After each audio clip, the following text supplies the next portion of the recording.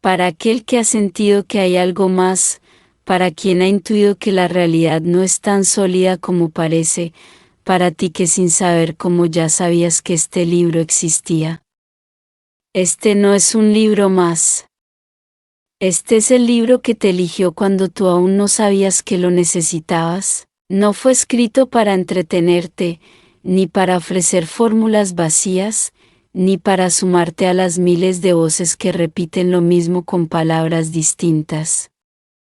Este libro fue escrito para devolverte el recuerdo de tu poder, el recuerdo de tu centro, el recuerdo de lo que tu alma vino a hacer aquí. Si lo tienes entre tus manos o frente a tus ojos, no es azar, es respuesta. Porque tú preguntaste, no en voz alta, no en redes sociales. Preguntaste en tus noches vacías, en tus días repetidos, en tus silencios más hondos. Preguntaste cuando dijiste, ¿por qué esto se repite? ¿Por qué si lo intento no ocurre? Porque siento que hay algo más, algo que no me han dicho. Este libro no solo responde, este libro revela. Aquí entenderás por qué tus pensamientos no bastaban, porque tus decretos a veces fallaban, porque tu vibración siempre fue más fuerte que tus palabras. Aquí se te mostrará que la realidad no es lo que ves, sino lo que proyectas. Que el mundo no ocurre frente a ti, sino desde ti. Que tu alma no vino a rogarle al universo, sino a recordar que ella es quien lo organiza. No leerás teorías, vivirás revelaciones. No repetirás fórmulas, aprenderás a sostener frecuencias. No pedirás respuestas, recordarás que tú eres la pregunta que el universo estaba esperando responder. Cada capítulo abrirá un portal dentro de ti.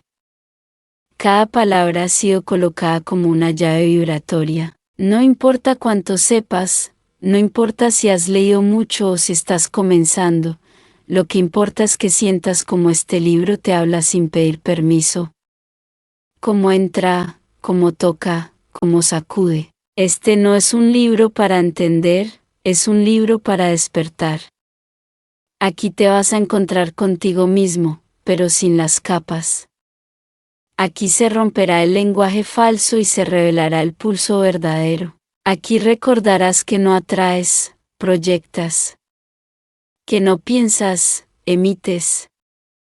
Que no pides, ordenas. Este es el libro que no buscabas, pero que siempre esperaste. Este es el texto que responde lo que nunca supiste cómo preguntar.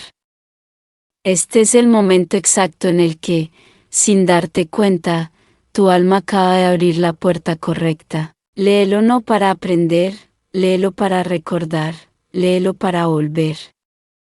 Y una vez que comiences, no podrás volver a dormir, porque ya no se trata de tener poder, se trata de convertirte en él. El lenguaje oculto de la energía manipula la realidad desde tu centro sagrado. Escrito y publicado por Escucha tu subconsciente, todos los derechos reservados. Hemos notado que más del 80% que visitan nuestro canal no está suscrito.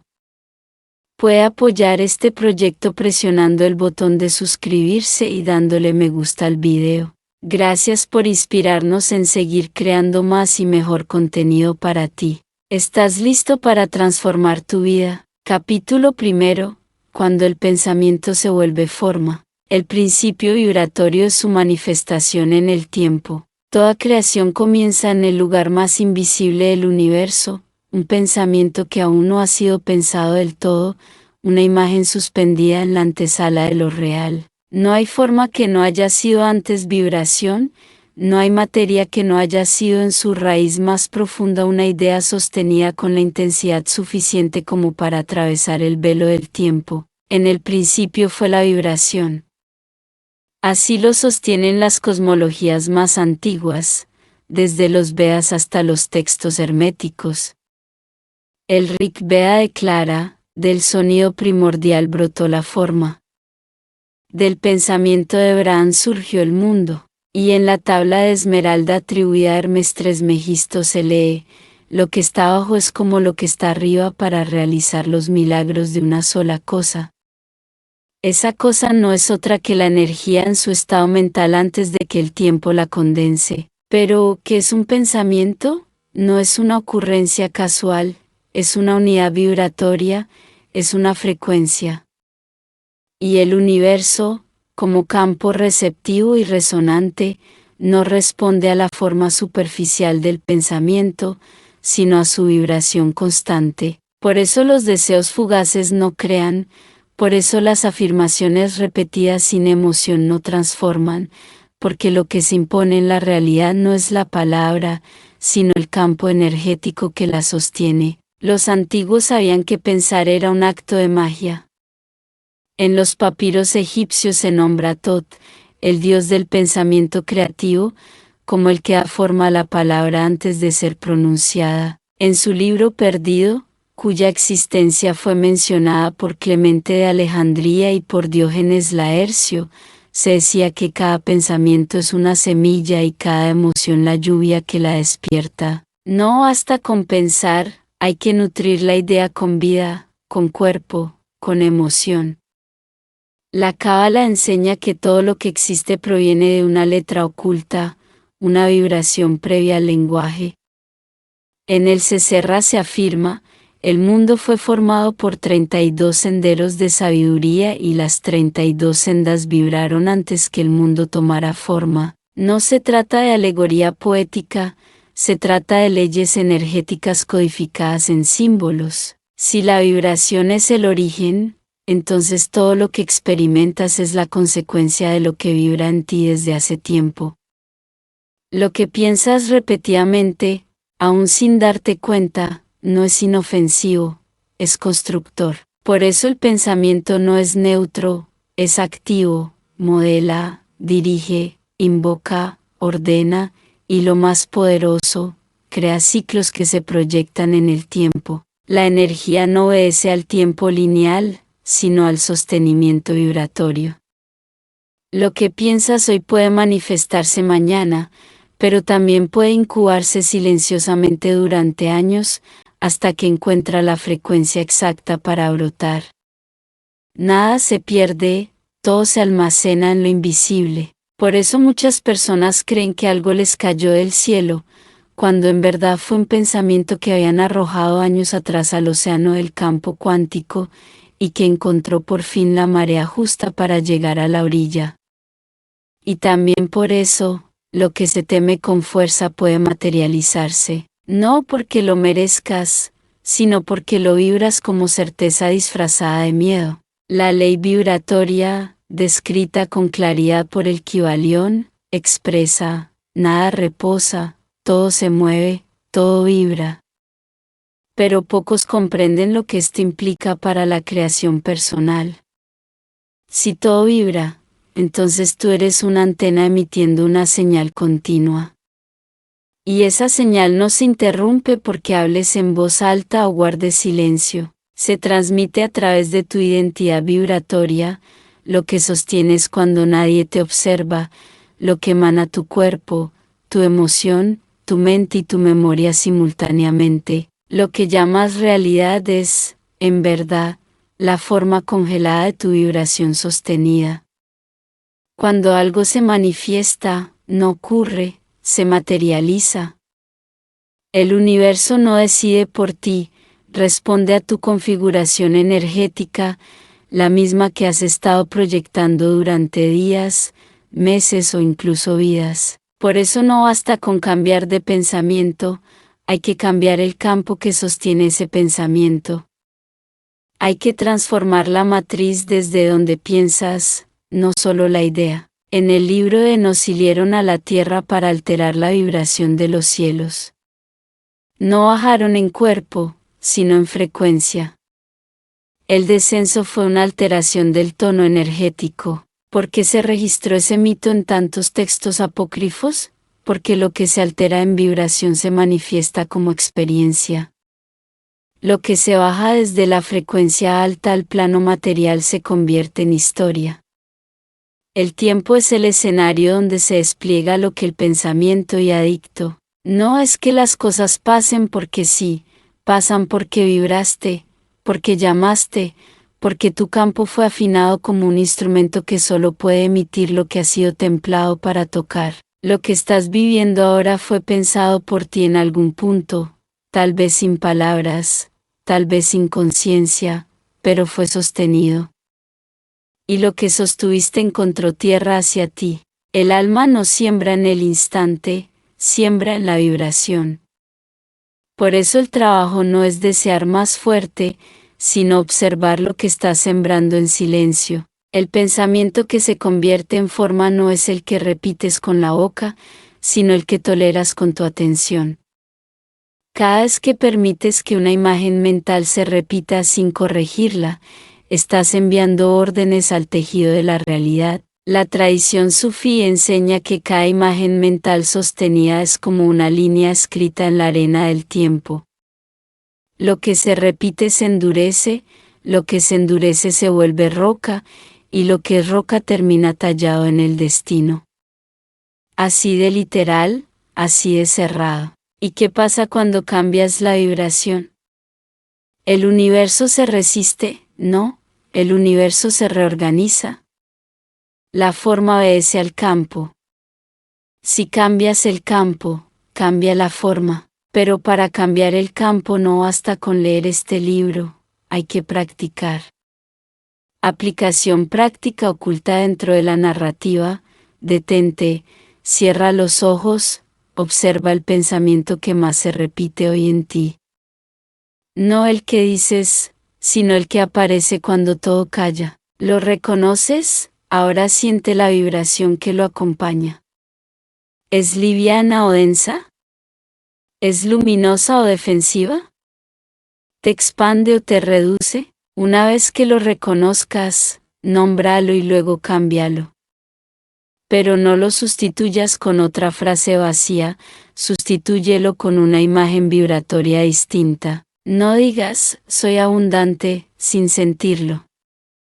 Pregúntate, ¿cómo caminaría si ya supiera que todo está cubierto? Da un paso así, respira así, habla así, y permanece ahí, porque el pensamiento se vuelve forma solo cuando se encarna, y lo que encarna se vuelve ley. Lo que estás pensando ahora será una figura mañana. El universo no olvida, solo espera la señal exacta para responderte. Estás preparado para asumir la forma de lo que aún no existe pero vibra en ti, entonces continúa. Capítulo 2. Lo que no nombras te domina. Palabra, vibración y el verbo que crea. En el principio todo era sonido, pero no un sonido audible, sino un temblor que ordenaba. Antes de la luz, antes del espacio, antes de toda forma distinguible, una palabra silenciosa vibró en el vientre del vacío. No fue dicha con labios, no fue escrita en pergaminos, fue pensada en totalidad. Y esa palabra primera no era un nombre, era conciencia vibrante, autorreconocimiento puro. Todo lo que existe emana de ese acto inicial de nombrarse a sí mismo.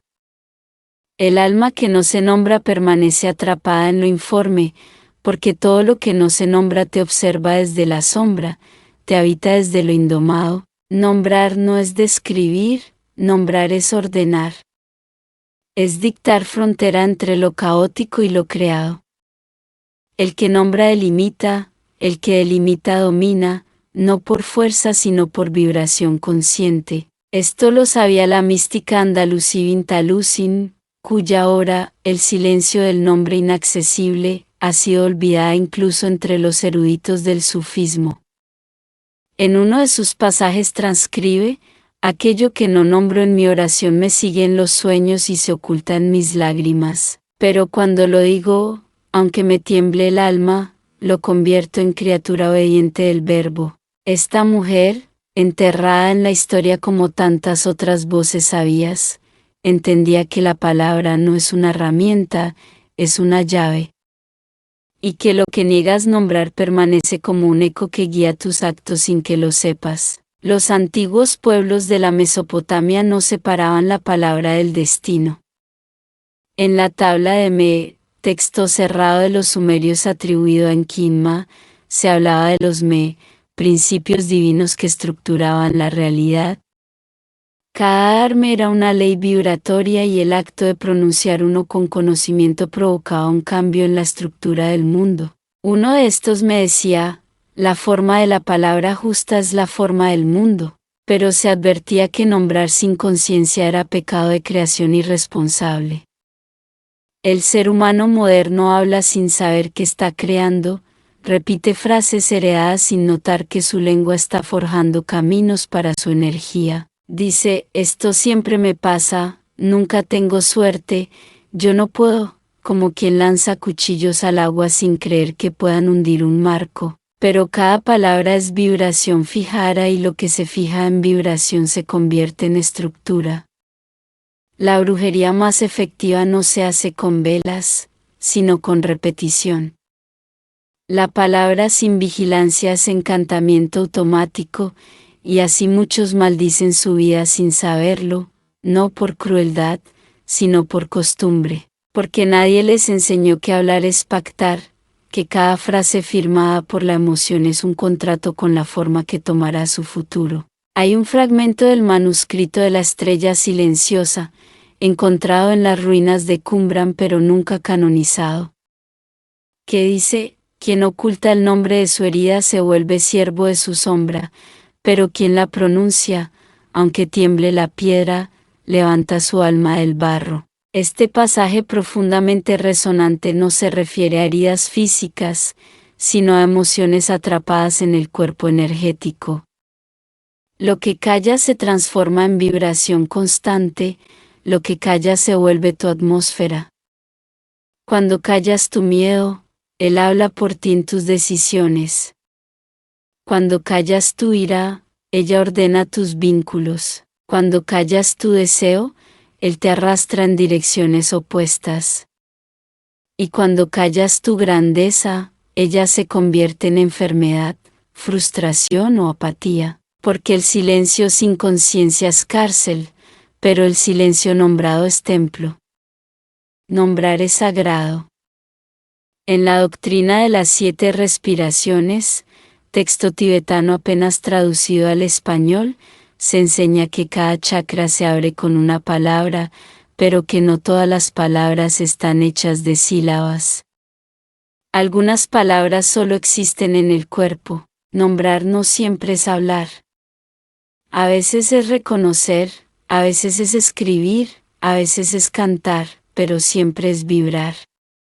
Porque nombrar es vibrar con conciencia hacia una dirección. Y aquí reside el gran misterio, cuando nombras algo con verdad, lo liberas del caos vibratorio y lo elevas a la esfera de lo transformable. Esto lo enseñaba también Valentinus, maestro gnóstico del siglo II, cuando explicaba que el Logos no era Jesús como figura, sino el poder de crear mundos a través del lenguaje interior. En su fragmento titulado Evocación del Silencio, que circuló solo entre iniciados, se lee, cuando el alma se nombra recuerda, y cuando recuerda reclama su linaje creador, nombrar es recordar y recordar es despertar. Por eso el verbo es más que palabra, es vibración ordenada. Es palabra sostenida con intención pura y emoción estable. Es cuando el cuerpo, la mente y el espíritu dicen lo mismo. Esa es la palabra que crea. Todo lo demás es eco, ruido, repetición. En el plano práctico, esto implica una vigilancia radical del lenguaje interno. No basta con evitar el lenguaje negativo, hay que mirar el lenguaje escondido. Porque la mayoría no habla con la boca, sino con la emoción repetida.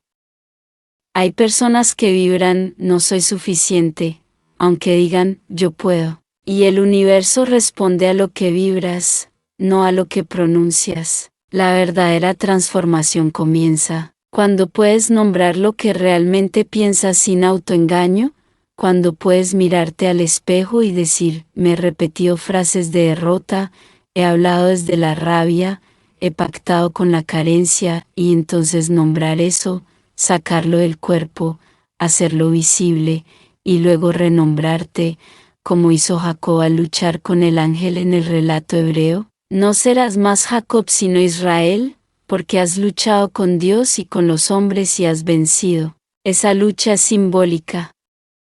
Es la lucha de todo ser humano consigo mismo hasta que se atreve a cambiar su nombre interno.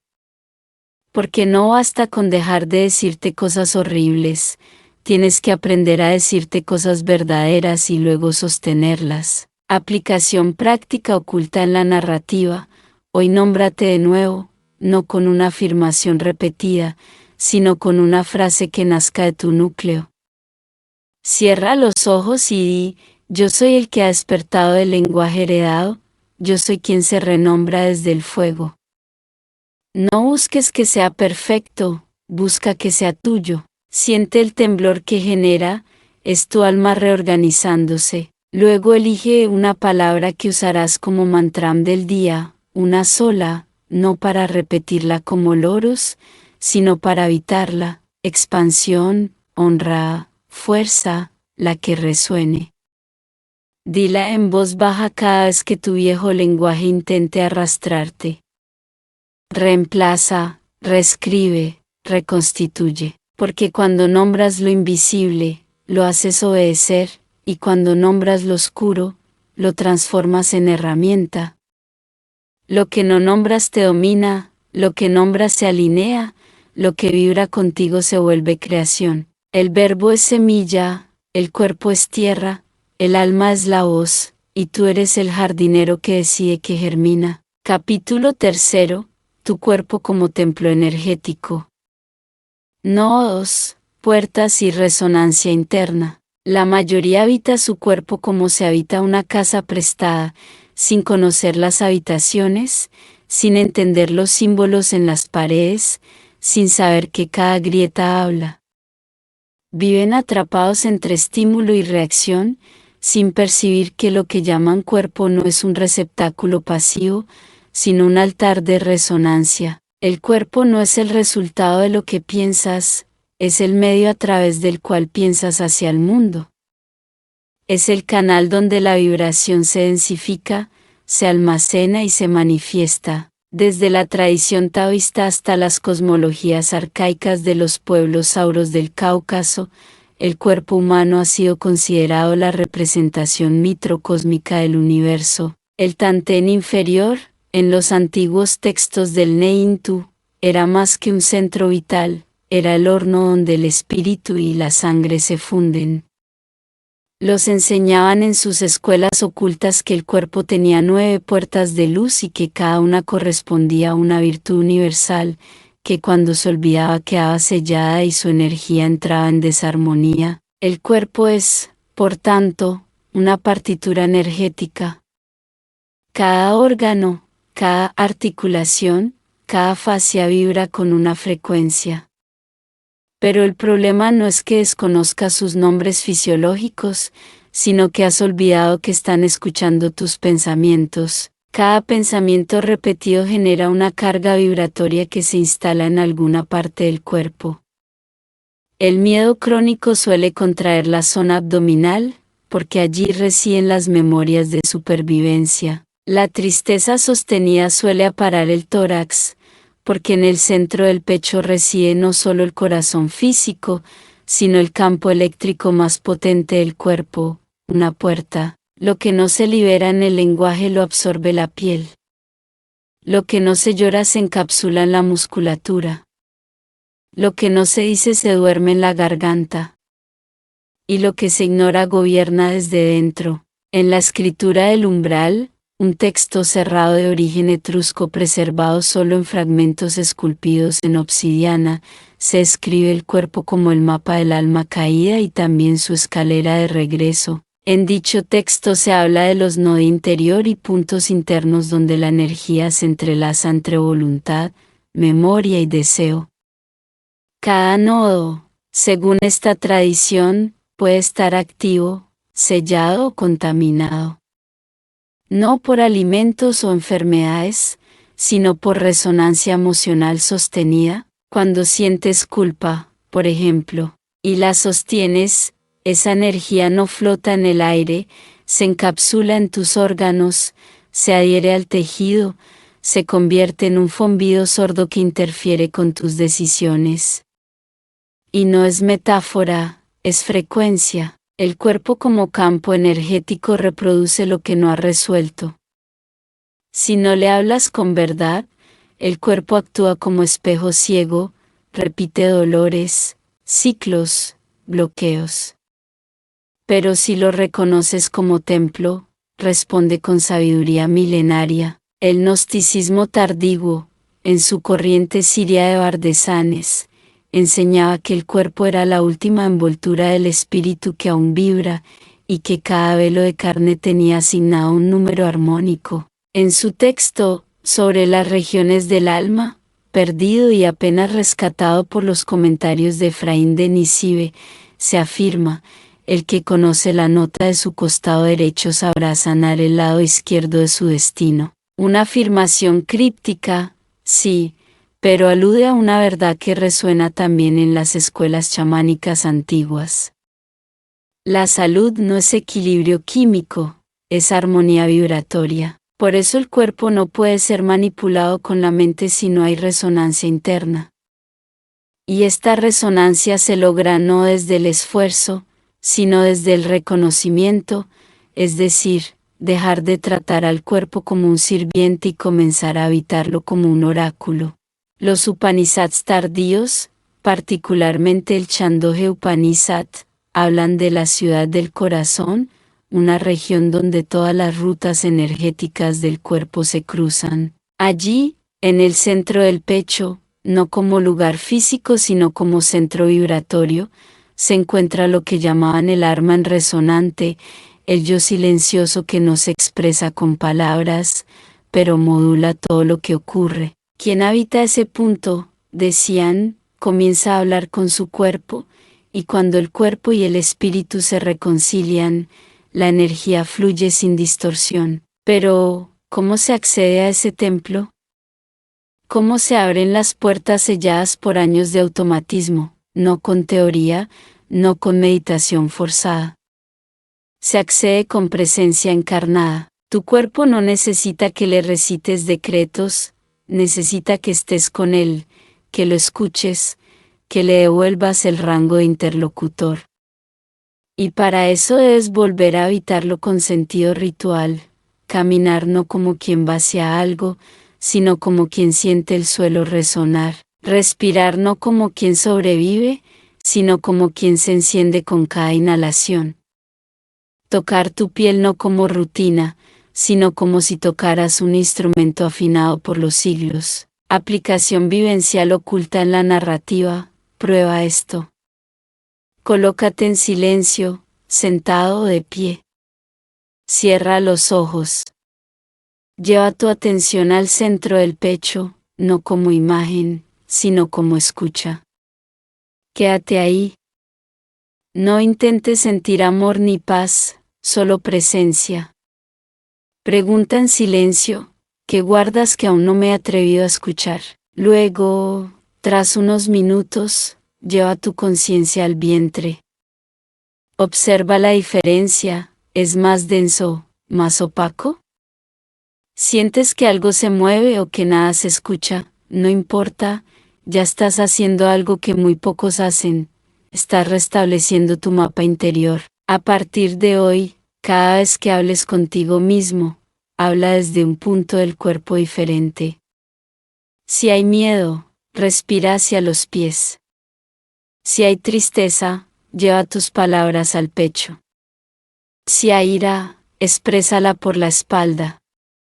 No como gesto mecánico, como acto ritual, porque el cuerpo es un templo, y cada parte tiene su altar. La vibración no se instala solo en el aura, habita tu carne, se acumula en las articulaciones, se duerme en las escápulas. Y si no la despiertas con presencia, el templo se desmorona sin que lo notes. Reconócelo, conságralo, habítalo, porque no hay palabra más poderosa que la que vibra desde un cuerpo alineado. Capítulo 4. La sé como ciencia de lo invisible. El campo cuántico según los evangelios ocultos. Nada que sea visible ha nacido de lo visible. Así lo afirman no solo los sabios del espíritu, sino los físicos que rasgan hoy las fronteras de la materia. Pero esa no es una verdad nueva, es una verdad vieja como el aliento, solo que fue encubierta. La llamaron mística, superstición, herejía, pero siempre estuvo ahí, en los márgenes, en los manuscritos quemados, en los labios de los que no pedían pruebas porque sabían que la certeza no es posterior a la manifestación, la crea. La seno no es un sentimiento cálido ni una esperanza pasiva, es una orden vibratoria, una certeza sin objeto, sostenida con tal intensidad que perfora las capas del campo cuántico y lo obliga a organizarse en torno a su forma, como el fuego al oro. Así la seno hace a la forma. Esta frase aparece en el fragmento 17 del Evangelio de Felipe, uno de los textos gnósticos descubiertos en Nag Hammadi en 1945, apenas traducido con fidelidad en las últimas décadas. Pero lo que muchos no saben es que Felipe no usaba la palabra sé como lo hacen los creyentes actuales. El término en copto original es pistis, que no significa creencia, sino sostenimiento interno. Una energía que mantiene su estructura incluso cuando todo lo externo la niega. La sé, en este sentido, no es esperanza futura sino permanencia vibratoria. No se trata de creer que algo va a pasar, sino de vivir como si ya estuviera pasando, aunque no se ve aún. Porque en el plano cuántico, el presente no es una línea, es un campo de posibilidades simultáneas, y tu vibración elige. El Evangelio de los egipcios, otro de los textos apócrifos prohibidos, contiene un pasaje en el que se enseña, bienaventurado el que ha cerrado sus ojos al mundo sin cerrar su visión, pues verá lo que no se ve y su cuerpo ve será el invisible. Este pasaje describe lo que en términos modernos llamaríamos alineación vibratoria. Quien ve con seno está alucinando, está accediendo a un nivel de orden que aún no ha colapsado en materia. Está conversando con el patrón invisible antes de que se vuelva sólido. Por eso Jesús, en el también excluido Evangelio de Tomás, no dice, cree en mí, sino, cuando harás de los dos uno, entonces entrarás en el reino, es decir, cuando tu interior y tu exterior vibren en una misma frecuencia, lo invisible no tendrá opción más que internarse. Es esa coherencia entre lo que sostienes en lo íntimo y lo que manifiestas en lo visible. No es rezar, es ser. Pero, ¿por qué no se enseña esto? Porque la fe verdadera no depende de una autoridad ni de un dogma. No se compra ni se hereda, se cultiva en soledad. Y eso es peligroso para los sistemas que necesitan mediadores entre el ser humano y su poder. Enseñar a tener fe no es enseñar a confiar en algo externo, es enseñar a entrar al laboratorio cerrado del alma, donde la realidad se gesta. En el libro de Baruch, prohibido por el canon rabínico y cristiano, se revela un diálogo íntimo entre el alma y la forma. En un pasaje oscuro se lee, el cuerpo me decía, muéstrame la evidencia de lo que esperas, pero mi alma respondía, la evidencia es lo que ya vibró en ti aunque no lo entiendas. Esta afirmación atribuida a Baruch, el escriba, no es otra cosa que una descripción poética de la física cuántica antes de que tuviera nombre. El observador colapsa la función de onda, pero para colapsarla debe creer en su visión más que en lo que ve. Debe sostener el pulso invisible más allá de la contradicción visible. La ciencia de la C no requiere estudios, sino presencia. Porque la C no se produce, se permanece. No se logra, se encarna. Y para encarnarla se hay que morir a la necesidad de ver resultados antes de ser la causa. Hay que abandonar la lógica que exige evidencia antes de actuar. Un sabio de la corriente templaria olvidada, Hugo de Payens, escribió en un manuscrito no publicado por la Iglesia: el que cree después de ver no hace nacer nada, solo sostiene el eco, pero el que vibra antes de la forma forja el mundo desde su médula. Hugo fue excomulgado por sus visiones sobre la conciencia creadora, y sin embargo su voz permanece en algunos códices enterrados bajo la piedra. Tú no puedes crear con C si tu campo está fragmentado.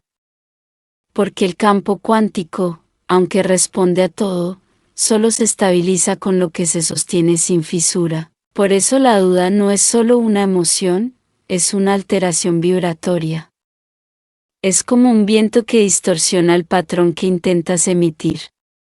La duda rompe la coherencia. La C, en cambio, es geometría energética que no vacila. Aplicación vivencial entretejida en la narrativa. Hoy elige algo que aún no ha ocurrido en tu vida, no como deseo sino como semilla. No importa lo lejano que parezca. Respira, cierra los ojos y en vez de imaginar el resultado, imagina la sensación. ¿Cómo se siente ese tú que ya lo vive? ¿Qué postura tiene tu cuerpo? ¿Qué tono tiene tu voz? Permanece en ese estado al menos 5 minutos. Luego, durante el día, cada vez que recuerdes ese deseo, no lo pidas, vibra como quien ya lo sostiene. Esa es la ciencia antigua. El verbo silencioso.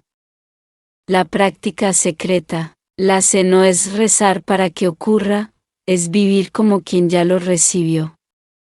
El campo cuántico no responde a la esperanza, responde a la identidad. Sigue, capítulo 5. La duda es magia invertida. Como el pensamiento contradictorio deforma la realidad, si el pensamiento es la chispa que enciende la forma, la duda es el agua helada que la apaga antes de prender. No hay enemigo más silencioso de la manifestación que el pensamiento doble, lo que anhelas por la mañana y niegas por la tarde, lo que proclamas con la lengua pero desmientes con la emoción, lo que declaras como fe pero matizas con un por si acaso no funciona. Ese por si acaso no es una precaución, es una orden vibratoria contraria, es magia invertida. En el Evangelio de la Verdad, un texto gnóstico ignorado por siglos y atribuido al círculo íntimo de Valentín de Alejandría, se dice: la ignorancia es raíz de todo mal, la duda es su sombra. El que cree sin unión se divide, y lo que está dividido no puede permanecer. Aquí creer sin unión significa sostener un pensamiento que no ha sido integrado en todos los planos del ser: pensamiento, emoción, cuerpo, decisión. Cuando estos no están alineados, la vibración se vuelve inconsistente, y el campo cuántico, que responde a la coherencia, se desestructura. La duda, entonces, no es simplemente una inseguridad, es una vibración oscilante que anula el patrón. Los alquimistas sabían esto. En el Mutus Liber, uno de los libros mudos más enigmáticos del hermetismo, hay una imagen en la que el alquimista observa 2 serpientes entrelazadas, una luminosa y una oscura. A sus pies, una flor que no puede brotar. La inscripción dice: doble fuego, doble muerte. La enseñanza es clara: el doble pensamiento impide que la energía se unifique y dé fruto. Donde hay contradicción vibratoria no puede haber manifestación armónica. La duda es una forma de invocación invertida, porque todo pensamiento sostenido convoca, y la duda, al ser una forma de pensamiento activa, convoca no la destrucción, sino la interrupción del flujo. Y esa interrupción es igual de poderosa que la creación: detiene, disuelve, suspende. No por castigo, por física espiritual. En el diálogo de Pistis y Sofía, otra gema marginada por los compiladores del canon, se relata que Sofía, al buscar elevarse hacia el pleroma, el campo de luz primordial, duda de su valor. La vibración de esa duda la separa del camino de ascenso y la hace caer hacia los Ahams inferiores. Su caída no es por maldad, sino por autonegación. El relato es simbólico: cuando tu vibración niega tu luz, el campo te devuelve oscuridad. No como castigo, sino como reflejo. La duda, entonces, es más que una emoción pasajera. Es una forma de programación. Es como escribir una línea de código que dice: hazlo, pero asegúrate de que no funcione del todo. Y el universo obediente responde a esa señal dual. Así, la persona que afirma: yo soy próspero, pero teme revisar su cuenta bancaria, está generando un campo cruzado. Y ese cruce no es neutro, es destructivo en términos de manifestación. En la tradición de los Kai, los invisibles de la Polinesia, se enseña que cada pensamiento nace con una sombra. Esa sombra no es mala, es la energía de refuerzo. Pero si el pensamiento original no es sostenido con claridad, la sombra se vuelve contraria. Uno de los principios dice: el que canta sin sostener la nota invoca al eco desordenado. Lo mismo ocurre con tus decretos. Si no son sostenidos desde el centro, generan un eco que rebota en direcciones aleatorias. Y lo que vuelve es confusión. No porque el universo no entienda, sino porque tú no ordenaste con convicción. El pensamiento contradictorio fragmenta. Y lo fragmentado no puede manifestar con precisión. La duda repetida sin observación termina convirtiéndose en el estado base del campo energético. Y una vez que eso ocurre, ya no importa cuánto afirmes, cuánto visualices, cuánto reces, porque la energía primaria ya ha sido determinada por el no escondido en tu emoción. Por eso el trabajo no está en eliminar la duda, está en desactivarla como vibración dominante. Hay dudas legítimas, incluso necesarias. Pero la duda que contamina la creación es la que no se cuestiona, la que se repite como una frecuencia baja inconsciente, la que camina contigo como sombra sin nombre. Aplicación vivencial entretejida en la narrativa: hoy escucha tu mente. No para pensar más, sino para ver en qué frecuencia estás pensando. Hazte una pregunta simple: ¿qué porcentaje de mi pensamiento está alineado con lo que deseo crear? Y luego pregúntate: ¿qué pensamientos anulan mi intención cuando nadie me observa? Escribe una frase que hayas repetido últimamente con fe. Y escribe también la frase oculta que la sabotea. Por ejemplo: voy a lograrlo, pero debajo vive: aunque probablemente tarde demasiado. Eso es magia invertida. Nómbrala y luego decide reescribirla con vibración limpia. No se trata de pensar positivo, se trata de sostener una sola voz interior: voy a lograrlo. No tengo evidencia, pero tengo dirección. La duda no se destruye luchando con ella. Se desactiva dejando de alimentarla con contradicción, porque todo campo responde a lo que se mantiene, y si lo que mantienes es duda, eso es lo que creas. La se vibra como un rayo, la duda como un parpadeo, y el universo responde a la luz que no titila. Sigue, capítulo 6, visualizar sin necesidad. El arte hermético de ver sin robar. Todo lo que ves ahora con los ojos fue alguna vez visto primero sin ellos. No se necesita una gran historia para entender este principio, solo una verdad olvidada. La visión crea cuando no está encadenada al deseo. El error de la visualización moderna no es la imagen, sino el hambre con que se imagina. El suplicante no crea, solo perpetúa la distancia. El verdadero mago no imagina para obtener, sino porque ya ha asumido que lo visto le pertenece en vibración. Visualizar no es pedirle al universo, es mostrarle cómo se siente vivir ya dentro de lo que se ha decretado. Si aún suplicas mientras ves, no estás visualizando, estás rogando disfrazado de creador. Y esa energía es por naturaleza excluyente, porque la vibración de necesidad anula la vibración de posesión. El Liber Hermetis, atribuido a la escuela tardía de Zósimo de Panópolis, contiene una instrucción olvidada, escrita en clave para los iniciados del arte mayor: no veas con el ojo que desea, sino con el ojo que da forma, porque lo que desea no tiene, pero lo que da forma ya porta la semilla. La instrucción era clara: quien ve desde el deseo no crea, sino perpetúa su vacío.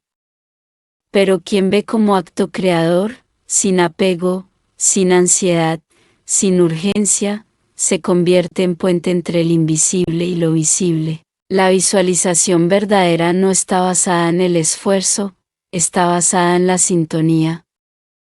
Es decir, no consiste en imaginar más fuerte, sino en entrar en la frecuencia exacta del resultado y desde ahí sentirlo como natural. No se busca forzar una imagen, se desciende suavemente al estado vibratorio que ya es afín a esa imagen. En el Códice Paratinus 155, un manuscrito oculto de la escuela cristiano-platónica, se cita a un maestro anónimo del siglo III: el que ora y no siente que ya lo vive no está orando, está negando su herencia. Este maestro enseñaba que toda visualización que parte de la carencia es una profanación de la mente divina, porque la mente no fue diseñada para mendigar, sino para modelar. Por eso el ejercicio de la visualización no es mental, es sensorial. Las imágenes que no se sienten no crean, pueden emocionar por un momento, pero no fundan una estructura en el campo cuántico. La visualización efectiva ocurre cuando el cuerpo comienza a actuar como si estuviera en presencia de lo que imagina. Cuando los latidos se modifican, cuando la postura cambia, cuando el campo responde con certeza encarnada. Los antiguos hebreos tenían una práctica que jamás fue revelada fuera de sus círculos místicos, reima, que no significa visualizar como en Occidente, sino recordar lo que aún no ha ocurrido. El verbo está conjugado en tiempo presente, pero alude a un evento no vivido. ¿Cómo puede recordarse algo no vivido? Solo si se comprende que el alma no está atrapada en la línea temporal, que hay un lugar interno donde todo lo posible ya existe, esperando que una mirada sin duda lo active. En el manuscrito de Alat, un texto preislámico conservado en fragmentos por los eremitas de Petra, se afirma: el que mira con hambre prolonga el hambre, el que mira con gozo alimenta la forma. Esta sentencia resume el principio hermético esencial: la imagen que sostiene alegría se solidifica, la imagen que sostiene ansiedad se esfuma. Por eso los grandes alquimistas visualizaban con desapego, no para desligarse del resultado, sino para no convertir la imagen en prisión. Visualizaban como quien respira, sin necesidad de pensar en cada inhalación, porque para el verdadero creador la visión es un acto cotidiano de afirmación silenciosa. Y aquí yace el secreto más sutil: visualizar no es construir algo nuevo, es recordar quién eres en ese estado ya manifestado. Es reconocerte en lo que ya vives en otro plano y dar permiso para que ese plano se sobreimprima en este. Lo que ves internamente es una versión tuya llamando desde una realidad paralela, pero solo si respondes sin necesidad, sin angustia, sin duda, puede colapsar su presencia en esta línea de tiempo. Aplicación vivencial entretejida en la narrativa. Hoy cierra los ojos, pero no imagines desde lo que falta. Haz una pausa, respira profundamente, imagina una escena simple, no idealizada, tú caminando por una calle donde ya has resuelto eso que ahora anhelas. No una celebración, no una fantasía, solo normalidad transformada. Siente tu cuerpo, cómo caminas, cómo respiras, que no te preocupa. Permanece en esa escena sin exagerarla, solo siéntela como lo habitual, porque así se impregna en el campo, sin esfuerzo, sin ruido, sin hambre. Luego, durante el día, camina al menos 10 pasos como quien ya vive eso que vio. No como teatro, como encarnación vibratoria. Porque el universo responde no a la imagen, sino al que sostiene la imagen sin robar por ella. El que visualiza con urgencia retrasa. El que visualiza con certeza modela. Y el que visualiza con gratitud silenciosa ya lo ha creado. Sigue, capítulo 7. No atraes, proyectas. El espejo del mundo según la Cábala, el Zohar y la imaginación creadora. El universo no te da lo que deseas, te devuelve lo que emites. Esta no es una enseñanza moderna ni una conclusión motivacional, es una ley vibratoria inscrita en los cimientos más antiguos del pensamiento espiritual, pero ha sido distorsionada. Se ha dicho que atraes lo que eres como si fueras un imán pasivo esperando que el mundo te conceda. Pero eso es incompleto, no estás aquí para atraer, estás aquí para proyectar. Proyectas constantemente, aunque no lo sepas. No necesitas intención, tu sola existencia irradia una frecuencia que organiza la materia a su alrededor. Y esa frecuencia nace de lo que sostienes internamente como identidad, no como deseo, no como palabras, sino como vibración profunda. Eres una lámpara encendida que moldea sombras a su alrededor según la calidad de su luz. La Cábala, no la popularizada, sino la verdadera velada en los pasajes más oscuros del Zohar, enseña que el mundo no es algo que ocurre frente a ti, sino algo que ocurre desde ti. En el Zohar Arraquia, uno de los tratados menos explorados, se afirma, el hombre que ha descubierto su imagen oculta es como una fuente que no recoge agua, la crea. La imagen oculta es tu yo más profundo, tu vibración esencial que se proyecta como campo organizador. Y la fuente no atrae el agua, la genera.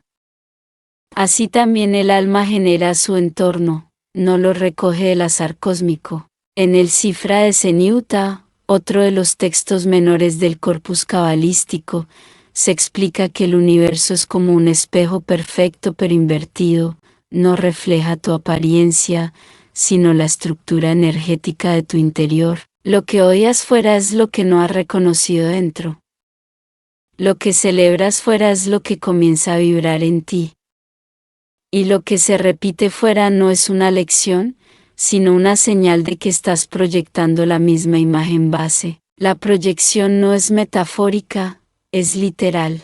Cada juicio, cada pensamiento, cada emoción sostenida sale de ti y organiza el comportamiento de las formas, de las personas, de los eventos. Quien emite culpa organiza el mundo para que le castigue.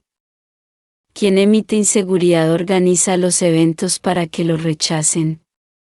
No porque el universo sea cruel, sino porque el universo obedece a la imagen emitida, no a la oración, pronunciada en el Sefer Yazar, atribuido a un linaje esotérico de sabios israelitas, enseña que el mundo fue creado por imágenes interiores sostenidas con fuego. No se habla de imágenes externas, sino de las figuras invisibles que el alma construye con su imaginación. No la imaginación como fantasía, sino como el acto creador por excelencia. El que no imagina no crea, y el que imagina desde el miedo proyecta mundos que lo devoran. Aquí yace el núcleo. La imaginación no es pasiva, es una misión energética estructurada. Por eso Jesús, en los evangelios ocultos, no hacía milagros con voluntad, sino con visión. En el Evangelio de la Sabiduría Interior, fragmentado en los códices coptos de Hermit, se recoge la frase, no dije a la tormenta detente, solo vi el mar en calma y la tormenta obedeció. Ver es proyectar. La verdadera autoridad espiritual no ordena con fuerza, emite una imagen tan pura que el mundo no puede desobedecerla. Pero la mayoría no ve con claridad, ve con interferencia. Y esa interferencia es lo que contamina la proyección. Por eso visualizas prosperidad, pero proyectas miedo. Declaras amor, pero emites defensa. Deseas sanación, pero sostienes resentimiento. Y el campo obediente refleja esa vibración, no la frase. El espejo no elige qué parte de ti mostrar, refleja lo que le das. La escuela de los espejos internos, una tradición mística extinguida en el norte de Anatolia, sostenía que cada emoción es una lente. El odio curva la imagen, el deseo la fragmenta, el miedo la distorsiona. Solo la contemplación neutra puede proyectar sin deformación. De ahí que muchos de sus ejercicios no consistieran en desear, sino en limpiar la lente, porque sabían que la creación no es esfuerzo, sino claridad. Aplicación vivencial entretejida en la narrativa, haz esto. Elige un conflicto o situación que se repite en tu vida. No lo analices, obsérvalo como si fuera una imagen en un espejo. Luego pregúntate, ¿qué parte de mí está siendo proyectada ahí? No te culpes, no huyas, solo reconoce, esto también soy yo, emitiendo sin darme cuenta. Ahora, sin necesidad de resolverlo, visualiza cómo sería esa misma situación si proyectaras desde tu parte más elevada. No cómo sería mejor, sino cómo se reorganizaría si tú estuvieras vibrando en paz. Sientes aversión, y durante el día, cada vez que el viejo patrón aparezca, recuerda, esto no me ocurre, lo estoy emitiendo. La próxima vez que quieras cambiar algo en tu vida, no preguntes qué debo atraer, pregunta qué debo comenzar a proyectar. El imán espera, el proyector ordena. Tú no estás aquí para atraer lo que falta, estás aquí para emanar lo que ya eres. Sigue, capítulo 8. La mente emocional como tu campo energético ordena la materia. ¿La emoción es la arquitectura vibratoria de tu vida? No lo que piensas, no lo que deseas, no lo que afirmas, lo que sientes profundamente y sostienes con continuidad. Esa es la materia prima con la que el universo construye tu entorno. No es castigo, no es juicio, es obediencia energética. La mente emocional no piensa en palabras, pero dicta la forma en que la materia se comporta. Es un órgano invisible, un campo vibrante. Es lo que llamaban los sabios de la India manas inferior, lo que los persas esotéricos llamaban nafs, y lo que en ciertas versiones apócrifas del Evangelio de María Magdalena se denominaba el lugar donde se tejen las formas antes del mundo. No es la emoción momentánea, es la emoción sostenida.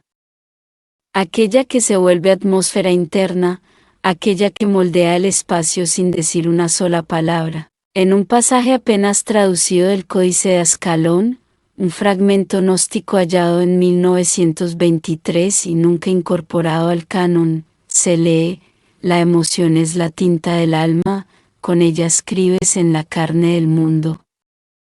El que sostiene ira dibuja con fuego, el que sostiene gozo esculpe con aire. Este pasaje no describe metáforas, describe física espiritual. Si estás disfrutando este contenido y quieres seguir aprendiendo, suscríbete ahora a nuestro canal Audiol. Activa las notificaciones para no perderte ningún episodio y continúa con nosotros en este fascinante viaje de conocimiento. Sigamos en el audiolibro. Cada emoción, al mantenerse, imprime un patrón. Ese patrón no solo te afecta a ti, afecta la forma en que el entorno responde, las oportunidades que aparecen, las personas que se acercan, la salud que manifiestas. Por eso, cuando se enseña a controlar la mente, el error más común es enfocarse en el pensamiento lógico. La lógica no crea, el razonamiento no ordena la realidad, la emoción sí.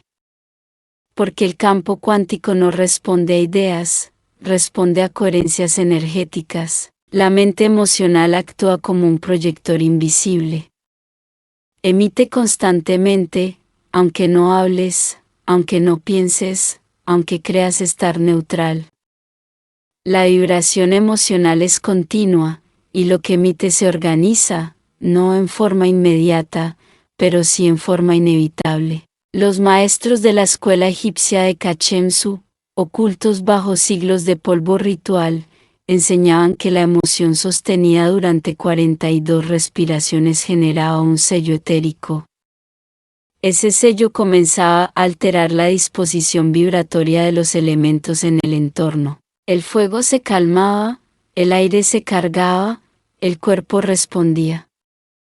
Pero solo si la emoción era pura, es decir, no contaminada con contradicción, gozo sin expectativa, gratitud sin petición, amor sin control.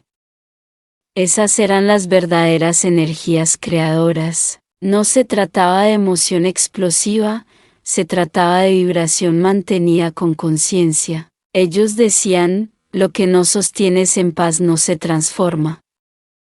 Lo que sostienes con pureza se convierte en geometría sagrada.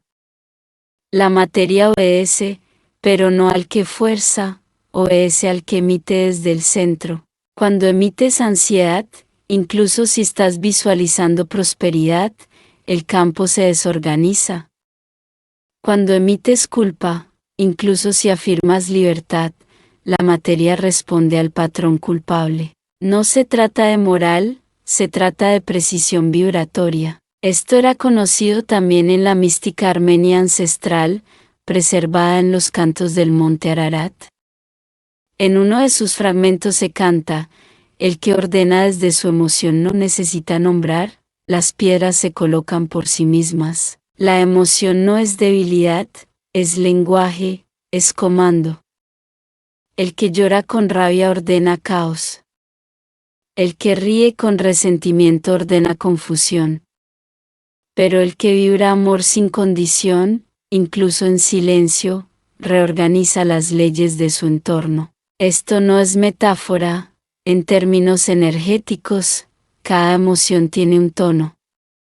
Ese tono se graba en el campo áurico y, a través del campo, en la realidad proyectada. Un campo sostenido de miedo genera obstrucción. Uno sostenido de culpa genera pérdida. Uno sostenido de gratitud genera expansión.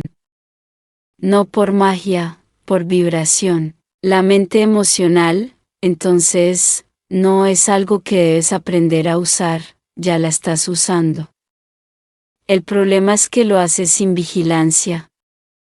Vives en estados emocionales no resueltos, reaccionas desde heridas no reconocidas, sientes sin observarte, y así proyectas patrones distorsionados que se repiten, no por karma, sino por emisión inconsciente. Aplicación vivencial entretejida en la narrativa. Hoy no intentes cambiar tu pensamiento, solo obsérvate. Pregúntate cada hora, ¿qué estoy sintiendo sin darme cuenta? Hazlo como si fueras un músico afinando un instrumento. No para juzgarte, solo para escuchar tu tono. Luego, cuando lo identifiques, elige sostener una emoción distinta. No con fuerza, sino con presencia. Por ejemplo, si notas tensión, siéntate, respira, recuerda un momento donde sentiste paz, aunque sea breve. Recréalo, no lo imagines, vívelo y permanece ahí 5 minutos. Eso y nada más comienza a reordenar tu campo. Durante el día, mantente en la práctica de cambiar el tono emocional al menos 3 veces. No importa si no lo logras del todo, lo importante es que comiences a dirigir el lenguaje vibratorio que tu cuerpo y tu alma ya están hablando sin ti. El pensamiento dice, la palabra declara, pero es la emoción la que firma. Y el universo solo responde a lo que está firmado. Sigue, capítulo 9, ordenar sin rogar. El legado secreto de los profetas y los magos silenciosos. Cuando el mundo aún era joven y los templos estaban hechos de piedra, los antiguos sabían que hablar con Dios no era orar, sino alinearse. No le pedían, no negociaban, no imploraban. Hablaban desde el lugar donde la divinidad ya estaba encarnada en ellos. No usaban el verbo como súplica, sino como dirección, como ley, como forma. Ordenar no es imponer, no es mandar, es revelar lo que ya está contenido en la matriz y liberar la instrucción que dormía esperando al que recordara su voz. El profeta no habla para convencer a Dios. El mago no habla para manipular el mundo. Ambos actúan como canales de una certeza que no necesita explicación. En el libro de los secretos del silencio, un texto atribuido a los iniciados de la escuela del desierto de Horeb, se enseña: el que rueda no recuerda, el que recuerda no rueda. Esta enseñanza fue vetada por las órdenes sacerdotales porque anulaba la necesidad de intermediarios. Enseñaba que la palabra verdadera no nace del miedo ni del deseo, sino del lugar donde la identidad ha sido purificada de toda duda. Los antiguos profetas hebreos hablaban a los elementos, pero no como quien grita en una tormenta. Hablaban desde un centro donde ya no había distancia entre la palabra y el cumplimiento. No decían, por favor, decían, levántate, se ha abierto tal eje. Y la forma obedecía, no porque fueran especiales, sino porque emitían sin resistencia. El libro de Sealtiel, un texto no canonizado y casi desconocido, narra un episodio donde el profeta no ora por lluvia, sino que miró al cielo y su corazón recordó el agua, y entonces el cielo obedeció. No hubo palabra, no hubo ruego, solo una emisión vibratoria desde un punto exacto del alma. Eso es ordenar, recordar con tal claridad que el mundo se alinea con tu visión sin esfuerzo. Los magos silenciosos de la tradición caldea practicaban el arte del dictum conditum, la palabra sin forma. No escribían hechizos, no recitaban fórmulas, se sumergían en una vibración pura, sostenida por el cuerpo, la emoción y la intención sin fisura. Desde allí, una sola mirada era suficiente para alterar la geometría del entorno. Porque no se trata de decir más, se trata de estar más. El error del buscador moderno es creer que necesita repetir, suplicar, insistir. Pero toda repetición desde la carencia refuerza la ausencia. El alma no responde al grito, responde al alineamiento. Y ese alineamiento no es un estado emocional exaltado, es una vibración coherente y estable que no pregunta si va a ocurrir, porque ya está ocurriendo en su campo interno. Esto lo sabía también el maestro Galileo, cuyo verdadero poder no residía en sus milagros, sino en su capacidad para emitir orden sin separación. En los evangelios apócrifos, especialmente en el Evangelio de los 12, se relata que Jesús no oraba para sanar, sino que recordaba el estado original del cuerpo. Y ese recuerdo bastaba para reconfigurar la carne. Eso es ordenar, ver con tal intensidad lo verdadero que lo falso no puede permanecer. El mundo no se transforma porque lo desees, se transforma cuando lo das por hecho desde la vibración exacta. El deseo prolongado debilita. La certeza silenciosa crea. Aplicación vivencial entretejida en la narrativa. Hoy elige algo que has estado pidiendo desde hace tiempo. No lo nombres más, no lo afirmes más, siéntalo como quien ya no necesita evidencia. Respira con la certeza de que ya está sembrado. Luego emite una sola frase, no un decreto, una instrucción, una palabra limpia. Por ejemplo, esto es, aquí está, cumplido. Pero solo si puedes decirla sin urgencia, solo si al pronunciarla no estás esperando reacción inmediata. Porque el que ordena no necesita prueba. La orden ya fue dada. El universo solo está reorganizándose en respuesta. Durante el día, cada vez que la mente vuelva a rogar, interrúmpela con un susurro firme: yo no ruego, yo emito. No es arrogancia, es alineamiento. El que rueda no ha recordado. El que ordena sin violencia ya es uno con la fuente. Y el mundo obedece al que ha dejado de necesitar confirmación. Sigue, capítulo 10, la emoción como comando. El libro de Enoc y el poder de los hijos de la luz. Nada se mueve en el universo sin una causa vibratoria. Nada se manifiesta sin un núcleo emocional sostenido. La palabra puede declarar, la mente puede diseñar, pero es la emoción la que da la orden. No importa qué tan refinado sea tu pensamiento, si la emoción que lo sostiene está fragmentada, el universo no ejecuta lo que piensas, ejecuta lo que sientes con totalidad. La emoción no es un efecto, es el lenguaje original. Todo lo creado responde a ella, porque antes de la forma hubo vibración, y antes de la vibración hubo intención emocional. Así lo entendían los antiguos.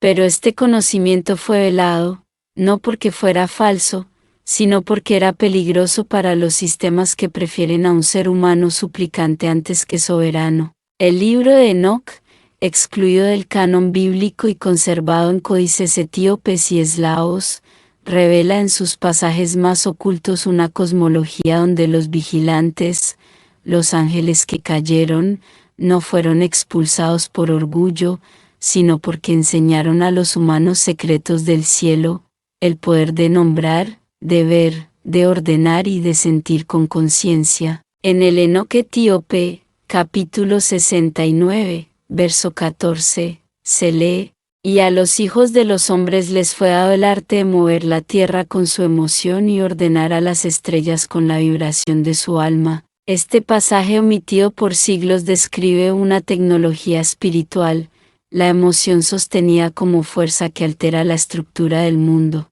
La emoción no era vista como debilidad, sino como motor. Los hijos de la luz no eran seres especiales, eran humanos que habían aprendido a gobernar su emoción como se gobierna una lengua sagrada. No la reprimían, la alineaban, la conservaban, la convertían en voluntad pura. El secreto de los vigilantes no era el conocimiento técnico, era la transmisión vibratoria de un estado interno. Por eso fueron perseguidos, por eso sus enseñanzas fueron prohibidas. Porque un ser humano que comprende que sentir en coherencia es ordenar la materia deja de necesitar salvación, se convierte en creador. Esto también lo sabían los sabios de la escuela presotérica de Ran, conocidos como los constructores de la palabra cálida. Sus manuscritos, apenas conservados en fragmentos de alabastro grabados con símbolos térmicos, afirmaban que cada emoción sostenida a 40 pulsaciones por minuto modificaba el patrón vibratorio del entorno. Una inscripción central dice: el que mantiene el gozo en presencia del caos es dueño del plano. No se trataba de ignorar el mundo, se trataba de no ceder el tono. Porque el campo cuántico no responde a la justicia ni a la injusticia, responde a la emisión. Y cuando la emoción es pura, sin resistencia, el universo entero se pliega para imitarla. Pero, ¿por qué es tan difícil sostener una emoción elevada? Porque no hemos aprendido a habitarla. Hemos sido entrenados para pensar desde el trauma y luego sentir desde el pensamiento. La emoción se ha vuelto un eco, no una fuente. Y mientras sea eco, es débil. Pero cuando recupera su lugar como fuerza primaria, se convierte en comando. Una emoción elevada no es euforia, es estabilidad vibratoria. La paz no es pasividad, es coherencia. La alegría no es entusiasmo, es certeza. Cuando el cuerpo vibra en una emoción que no depende de circunstancias, comienza a emitir un patrón geométrico constante. Y ese patrón se imprime en la materia. Los hijos de la luz, según el segundo libro de Enoc, no se definían por su conocimiento, sino por su capacidad de emitir emociones que reconfiguraban el entorno. No eran sacerdotes, no eran elegidos, eran sintonizadores conscientes de su campo. Algunos los llamaban peligrosos, otros divinos, Pero todos sabían que donde ellos estaban, lo que era denso se volvía liviano, lo que era cerrado se abría, lo que estaba enfermo comenzaba a recordar su diseño original. Aplicación vivencial entretejida en la narrativa. Hoy elige una sola emoción que quieras usar como comando. No la impongas, siéntala, habítala. Tal vez sea paz, tal vez gratitud, tal vez dignidad. No importa cuál, sino la profundidad con que puedas sostenerla. Durante 5 minutos, siéntate en silencio y respira dentro de esa emoción. No como ejercicio, como si tuvieras la tarea de sostenerla por los demás, como si tu sola vibración pudiera reorganizar el espacio. Luego sal a explicarte sin hablar, sin justificar, pero manteniendo esa emoción como una antorcha invisible. Lo que ocurra en las próximas horas no será coincidencia. Pensar organiza, visualizar estructura, pero solo sentir con presencia ordena. Porque el universo es un espejo de la emoción sostenida. Sigue, capítulo 11, identidad y vibración. Lo que llevas puesto en el alma es lo que el mundo te entrega. No es lo que dices, ni lo que haces, ni siquiera lo que piensas. Es lo que eres vibratoriamente en el espacio entre cada palabra, entre cada acción, entre cada pensamiento. Es lo que vistes en el alma, lo que llevas sin saber, como un perfume que no hueles pero que todos perciben. El universo, como campo de resonancia, no responde a tu voluntad externa, sino al ropaje interno que eliges a cada instante. Y ese ropaje se llama identidad. La identidad no es el nombre que portas, ni las creencias que sostienes de forma consciente.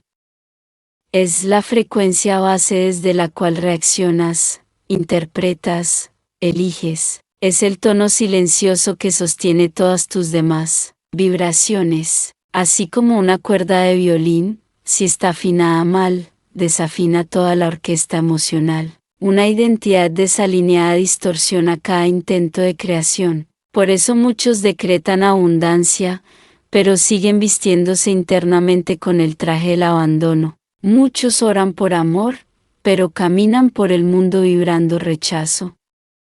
Y entonces no es que la ley no funcione, es que la ley obedece a la verdadera identidad, no al deseo momentáneo. En la instrucción de Nexersem, un rollo egipcio hermético conservado solo en traducción árabe, se lee: antes de hablar ponte tu nombre, antes de pedir vístete con tu destino. Los sabios sabían que el alma tiene una vestimenta energética, una configuración, y que cada palabra que sale sin estar sostenida por ese ropaje coherente no puede generar forma. La identidad no es fija, pero sí es poderosa.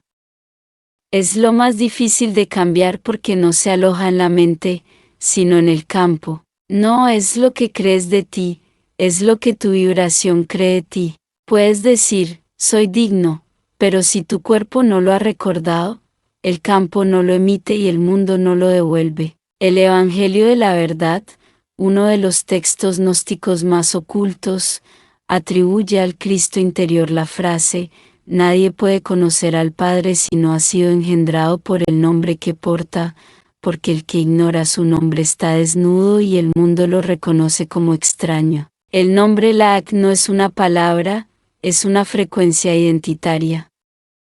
Es la cualidad vibratoria que llevas cuando has recordado tu diseño original. Cuando la olvidas, el mundo te trata como lo que portas, no como lo que esperas, sino como lo que irradias desde el fondo. En la tradición sufí del Guadalquivir, la unidad del ser, Inarabi enseña que cada ser humano tiene un rostro oculto que es la imagen exacta con la que Dios lo ve. Este rostro no es el ego, es la identidad vibratoria pura. Dicen sus iluminaciones de Rameka: el que no se ha puesto su rostro verdadero será reflejado en espejos rotos y lo que le vuelva será fragmento, no totalidad. El universo no te niega, te refleja el rostro que llevas, aunque no lo conozcas. Por eso el trabajo espiritual más profundo no es crear, es recordar quién ya eres. Este conocimiento no fue exclusivo de Oriente. En las ruinas de Ebla, Siria,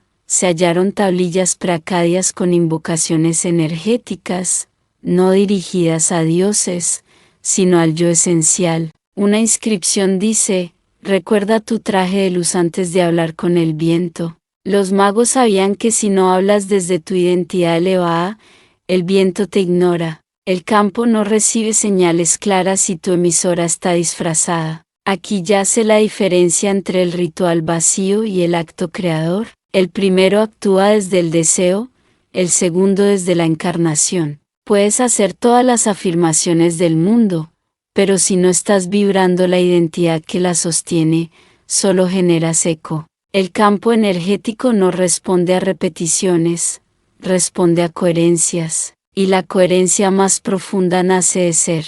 Aplicación vivencial entretejida en la narrativa. Hoy deja de preguntar ¿qué necesito hacer? Y pregúntate ¿desde qué identidad estoy haciendo esto? No para juzgarte, sino para afinar tu cuerda central. Elige una situación en tu vida y observa qué identidad estás vistiendo en relación con ella: la víctima, el que duda, el que se esfuerza, el que teme. Ahora imagina cómo actuaría alguien que ya vibra como la versión que tú sabes que existe en lo invisible. ¿Cómo camina? ¿Cómo entra a una habitación? ¿Qué tolera? ¿Qué deja pasar? No tienes que convencerte, solo prueba a ponerte ese traje durante el día. No como máscara, como experimento vibratorio. Hazlo una hora, luego repite. Lo que ocurre en la materia no es magia, es devolución precisa.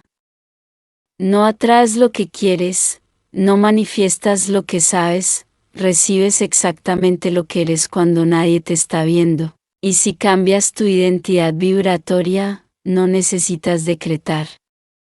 El universo ya te está esperando vestido con el mismo traje. Sigue, capítulo 12. La energía no se miente. Tu frecuencia habla antes que tus palabras. Puedes pronunciar frases sagradas, puedes memorizar afirmaciones, puedes incluso llorar frente a un altar.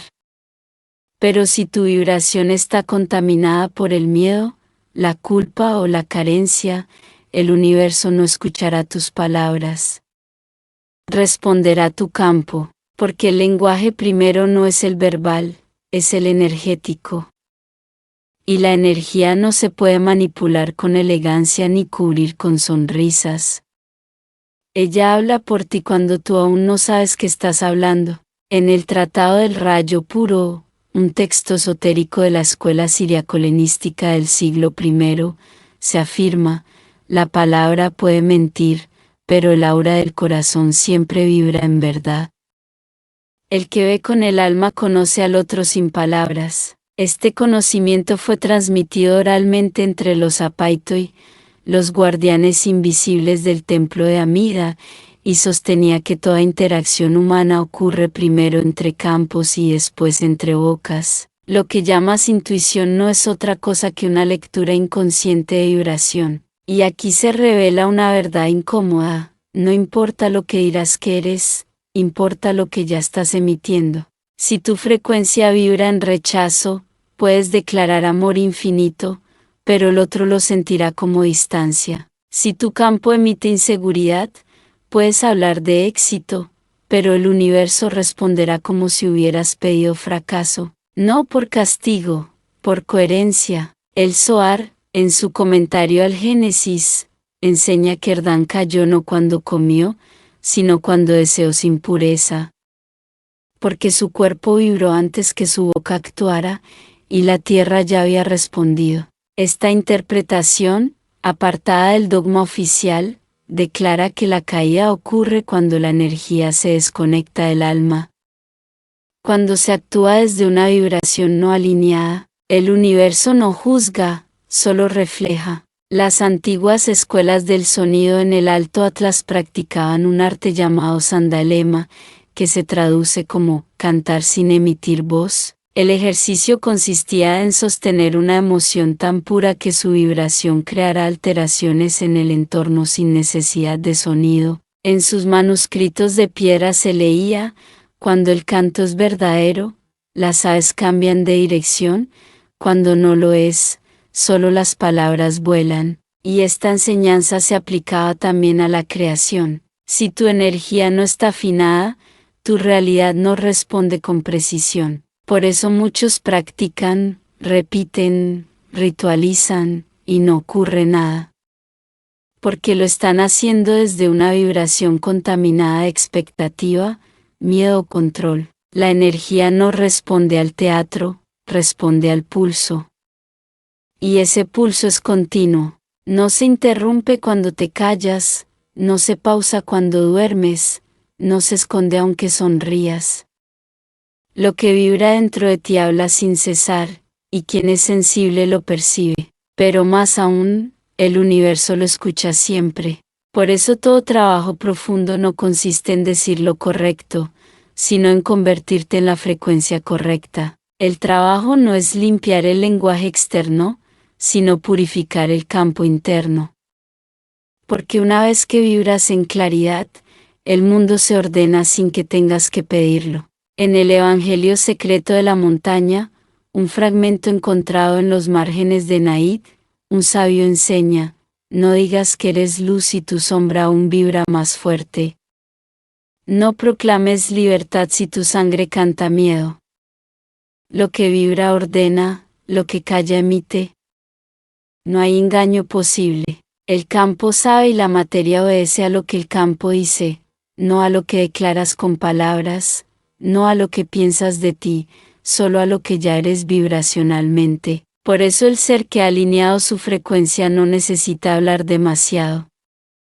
Su sola presencia reorganiza espacios. El silencio de quien ha encarnado su verdad habla más alto que todos los discursos del mundo. Las oportunidades aparecen, las personas cambian de actitud, la salud retorna. No por azar, sino porque la vibración ya no sostiene conflicto. Aplicación vivencial entretejida en la narrativa: haz una pausa hoy. Detente frente a un espejo. No mires tu cara, mira más allá. Pregúntate sin miedo: ¿qué estoy vibrando cuando no estoy fingiendo? Escríbelo. No juzgues, solo reconoce. Luego formula esta frase: a partir de ahora mi energía irá a lo que yo quiero que el mundo escuche. Para lograrlo, elige una sola vibración que quieras sostener este día: calma, apertura, fuerza, gratitud. No importa cuál. Siente cómo esa vibración cambia tu postura, cómo modifica tu tono, tu mirada, tu forma de entrar a una habitación. Permanece ahí y observa cómo el mundo responde. Tu palabra puede ser hermosa, tu intención puede ser noble, pero solo tu frecuencia es irrevocable, porque la energía no se miente. Y el universo solo escucha al que ha dejado de hablar con la boca. Sigue, capítulo 13. Señales, sincronías y advertencias. Como el universo corrige a los que no escuchan. Nada es casualidad en un universo que respira conciencia. Nada ocurre porque sí en un campo donde cada partícula responde a vibración. La vida no es una serie de sucesos aleatorios, es un espejo, un eco, un mensaje en múltiples capas. Quien no escucha las señales suaves será corregido por las señales fuertes. Porque el universo no impone, pero tampoco se repite en vano. La corrección del universo no es castigo, es reorientación. Y esa reorientación comienza siempre con susurros, una sensación, una intuición, una pequeña demora, un leve rechazo, una puerta cerrada. No para negarte el paso, sino para recordarte que estás vibrando fuera del camino de tu alma. Los antiguos sabían que el universo no se queda callado. Lo llamaban el gran interlocutor invisible. En la tradición templaria de la rama de San Gervasio, hoy extinguida, se enseñaba: las piedras también tienen boca y los vientos dicen no cuando tus pies caminan donde no deben. No se trataba de misticismo barato, Era un reconocimiento profundo de que todo en la creación está vivo, consciente y atento al flujo del alma humana. Las señales aparecen cuando el ser interior ha dejado de hablar consigo mismo. Son reflejos externos del desequilibrio interno. Y no solo muestran lo que está mal, indican lo que se ha olvidado, lo que se ha bloqueado, lo que se está pidiendo sin sostener la vibración correspondiente. La sincronía es el lenguaje de la alineación. Cuando algo aparece justo en el momento en que lo necesitas, no es suerte. Es que tu campo vibratorio ha alcanzado un estado tal de claridad que el universo responde de inmediato. Pero cuando las señales se tornan caóticas, repetitivas, densas o dolorosas, no es porque hayas sido olvidado, es porque has dejado de escuchar desde el alma. En el Evangelio de los Secos, un texto copto jamás canonizado y fragmentado en vasijas de alfarería, un sabio anónimo enseña: el que no escucha la lluvia será alcanzado por la tormenta, el que no escucha el viento perderá el techo, pero el que escucha el crujir de la madera se salva antes del fuego. Este pasaje describe con nitidez el modo en que el universo comunica. Comienza en lo pequeño y, si no se escucha, incrementa la vibración hasta que el mensaje se vuelve imposible de ignorar. Pero, ¿por qué no escuchamos? Porque hemos sido entrenados para racionalizar todo, para ignorar la intuición, para justificar las emociones, para etiquetar las casualidades como irrelevantes. Y así el alma deja de hablar, pero el universo no. El universo continúa gritando a través de las fallas, las repeticiones, los dolores, las oportunidades perdidas, los silencios incómodos. No por crueldad, por amor a tu expansión. La sabiduría davídica primigenia, conservada en las cartas de Arasá, un conjunto de tablillas solares no descifradas en su totalidad, sugiere que todo ser humano tiene un campo de señales. En él, cada evento extraño, repetido o incómodo, es una advertencia temprana de desalineación. En una de las tablas se lee: donde fallas 3 veces no estás siendo atacado, estás siendo detenido para que recuerdes quién te envía. No es que el universo quiera impedirte avanzar, es que sabe que estás caminando con la frecuencia equivocada hacia un lugar que no te corresponde. Incluso las personas que entran a tu vida y luego se van de forma abrupta son mensajes. ¿Qué espejo estaban sosteniendo? Lo mismo ocurre con las pérdidas repentinas, los retrasos insistentes, las caídas que parecen absurdas. Todo habla cuando te callas. Aplicación vivencial entretejida en la narrativa. Hoy detente y observa 3 cosas. Un evento que se repite constantemente en tu vida, una sensación que ignoras con frecuencia, un mensaje que has recibido más de una vez de distintas formas. No los analices, escríbelos. Luego pregúntate: ¿qué parte de mi campo está siendo corregida por estos mensajes? Escucha sin excusas. Si duele, no huyas. Si se repite, agradece. Si aún no entiendes, permanece en silencio hasta que la señal se transforme en comprensión. Y cuando comprendas, no solo cambies de idea, cambia de frecuencia.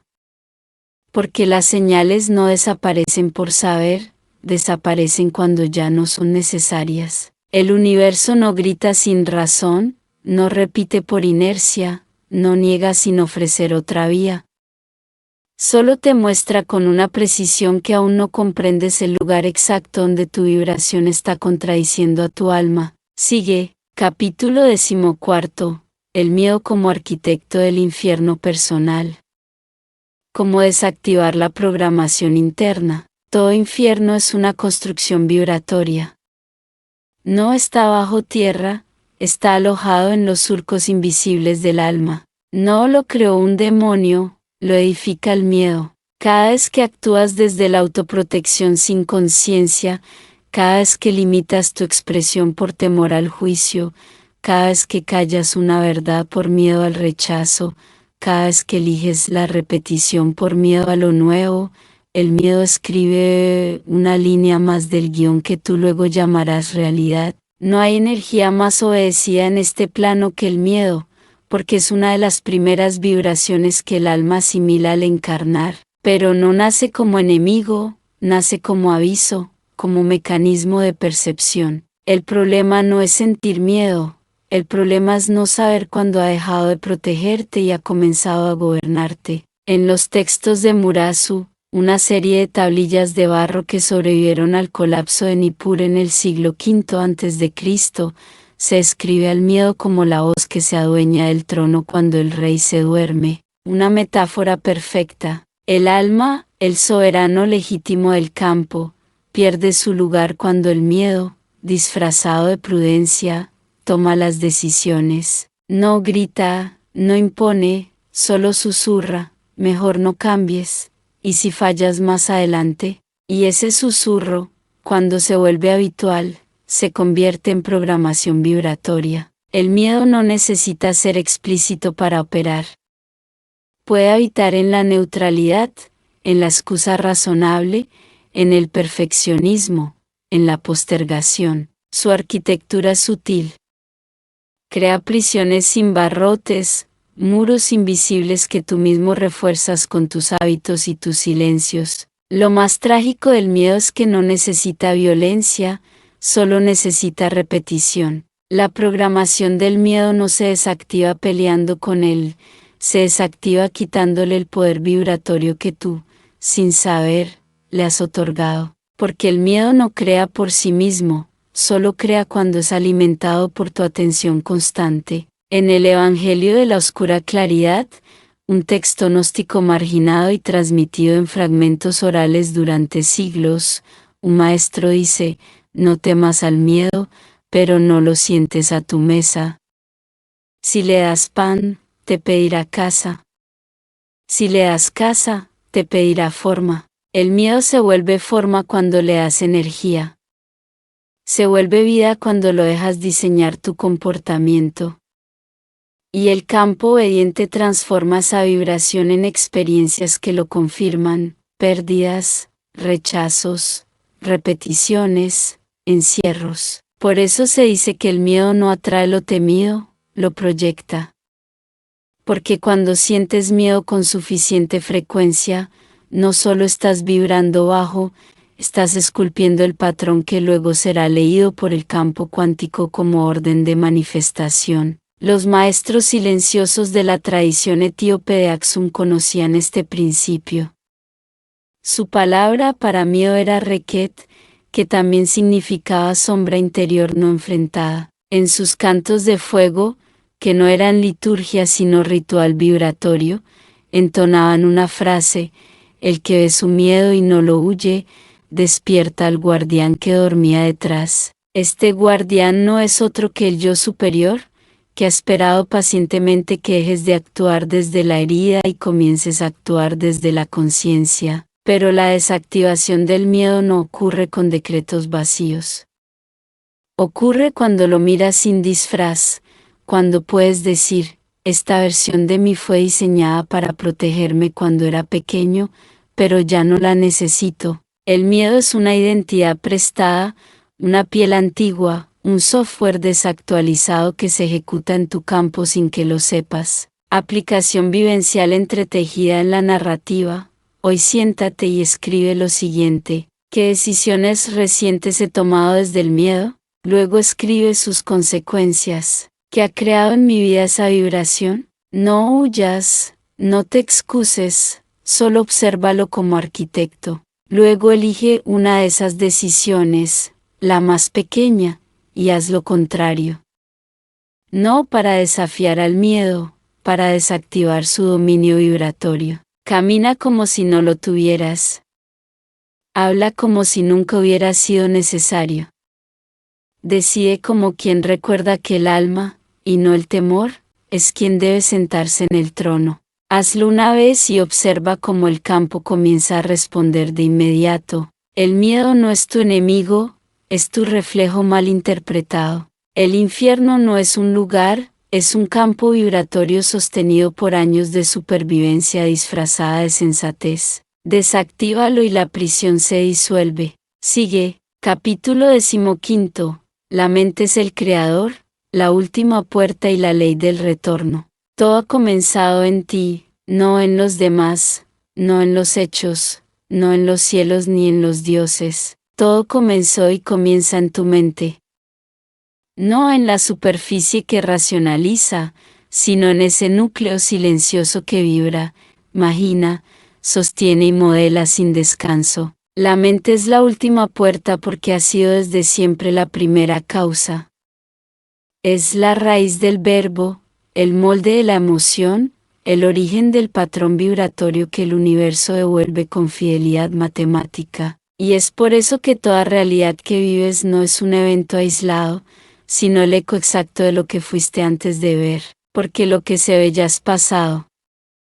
Lo que está haciendo ahora, eso es lo que viene. No es castigo, es arquitectura. Es la ley del retorno. La ley del retorno no es moral, es vibracional. Lo que emites con tu mente, sostenido con identidad y emoción, retorna a ti. No como idea, sino como forma. No como juicio, sino como respuesta exacta. En los escritos de Akenja, una colección mística de geometría cerrada hallada en los desiertos orientales de Anatolia, se afirma, la mente es el pincel del alma.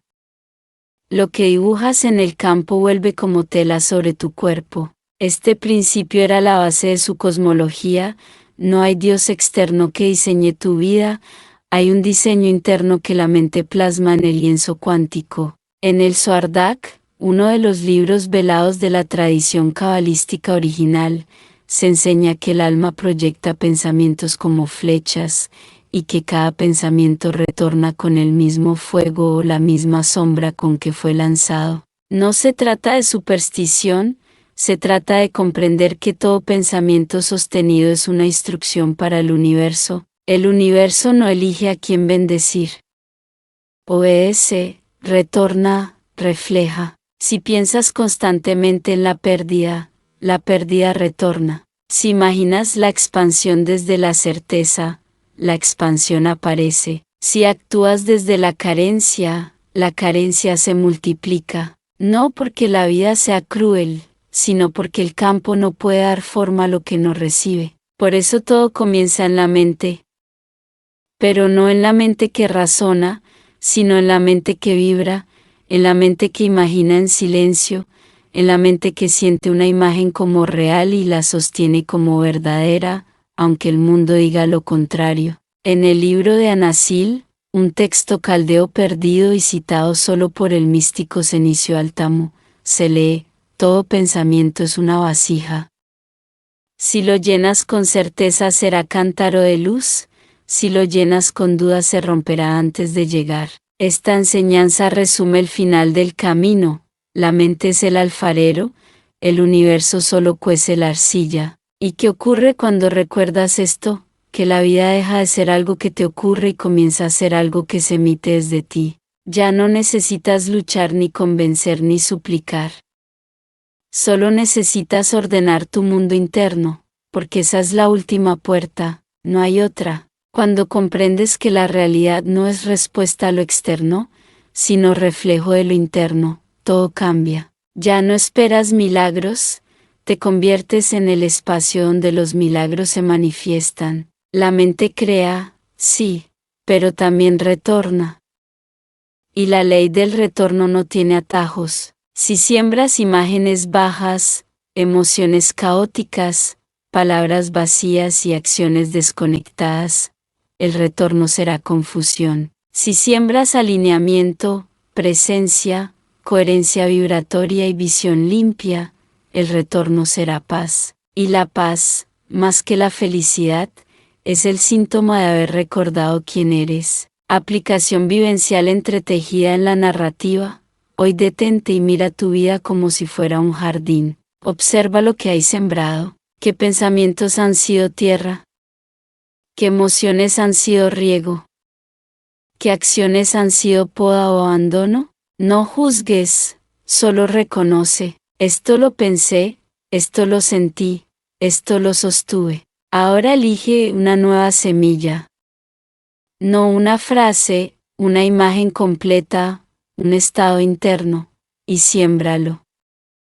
No con fuerza, sino con constancia, 10 minutos al día. No lo declares, habítalo. Vibra como si ya fuera. Hazlo por una semana y verás el retorno comenzar. Porque la ley no falla, solo espera. ¿Tu mente es el creador? Lo que sostienes en ella se convierte en tu cielo o tu infierno, y todo lo que lanzas vuelve. El universo no olvida, la mente no descansa, la vida no inventa, solo responde. Sigue, no olvides suscribirte al canal y activar la campanita para no perderte ninguna de mis próximas recomendaciones literarias. Comparte el video con quienes buscan respuestas y un mayor entendimiento. Hasta el próximo audiol.